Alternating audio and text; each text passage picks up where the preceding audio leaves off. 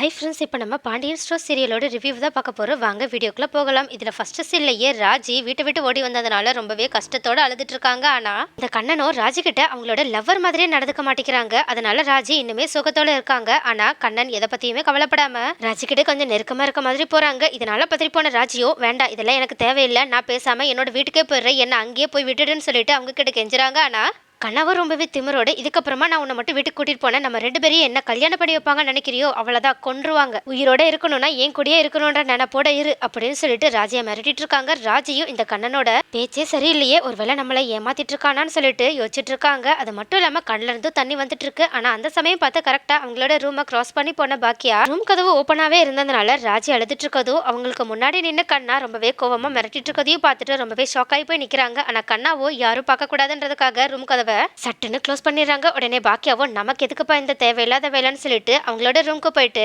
எழில் கிட்ட அவங்க பார்த்த விஷயத்தை எல்லாத்தையுமே சொல்றாங்க. அது மட்டும் இல்லாம ஏதோ அந்த பொண்ணுக்கு பிரச்சனை மாதிரி தோணுதுன்னு சொல்றாங்க. உடனே இதை கேட்ட எழிலும், எனக்கும் அப்படிதான் தோணுது, அவனை பார்த்தா நல்லவ மாதிரியே தெரியல, எனக்கு என்னமோ அந்த பொண்ணு அவனோட குணமே தெரியாம அவன் பின்னாடியே ஓடி வந்திருப்பா போல அப்படின்னு சொல்லி பேசிட்டு இருக்காங்க. உடனே பாக்கியாவும், அவங்களுக்கு என்ன பிரச்சனையோ நமக்கு எங்க தெரியும், நம்ம மத்தவங்களோட லைஃப்குள்ள தேவையில்லாம போக வேண்டாம்னு சொல்லிட்டு எழில் கிட்ட கோமதியை பார்க்க போலான்னு சொல்லிட்டு அவங்கள கூட்டிட்டு கோமதியை பார்க்கறதுக்காக போறாங்க. ஆனா அங்க கோமதியும் எப்பவும் போல சந்தோஷமா இல்லாம ரொம்பவே கஷ்டத்தோட அழுதுட்டு இருக்காங்க. உடனே இதை பார்த்த பாக்கியா என்ன விஷயம் சொல்லி கேட்கும் போதுதான் கோமதி நடந்த விஷயம் எல்லாத்தையுமே சொல்லிட்டு ரொம்பவே ஃபீலிங்கோட, நான் பண்ணதையே என்னோட அண்ணனால தாங்க முடியல, இப்ப இவ வேற இப்படி பண்ணிட்டா, இப்போ அவங்களுக்கு எவ்வளவு கஷ்டமா இருக்குமோன்னு சொல்லிட்டு கதறி கதறி அழுதுட்டு இருக்காங்க. உடனே பாக்கியா அவங்கள சமாதானப்படுத்துற மாதிரி, இப்ப இருக்கிற பொண்ணுங்க எல்லாமே இப்படிதான் அவசரப்பட்டு எல்லா முடிவையும் எடுத்துறாங்க. அது மட்டும் இல்லாம இப்ப கூட நான் வரும்போது ஒரு பொண்ணு அழுதுட்டு இருக்கதை பார்த்துட்டு இருந்தேன், அந்த பொண்ணை பார்த்தாலும் ஏதோ ஒரு பையனை நம்பி ஏமாந்து போய் ஓடி வந்துட்டான் தான் நினைக்கிறேன்னு சொல்லிட்டு இருக்காங்க. உடனே எழிலும் பாக்கியா கிட்ட ரொம்பவே ஷாக்கிங்கோட, ஒருவேளை இவங்க சொல்ற பொண்ணுதான் அந்த பொண்ணா இருக்குமோன்னு சொல்லிட்டு சொல்றாங்க. உடனே இதை கேட்டு கோமதியும் செம்ம ஷாக்கானது மட்டும் இல்லாம முதல்ல அந்த பொண்ணு யாருன்னு சொல்லிட்டு பார்த்துட்டு வந்தலான்னு சொல்லிட்டு 3 பேருமே சேர்ந்து அந்த பொண்ணை பார்க்கறதுக்காக போறாங்க.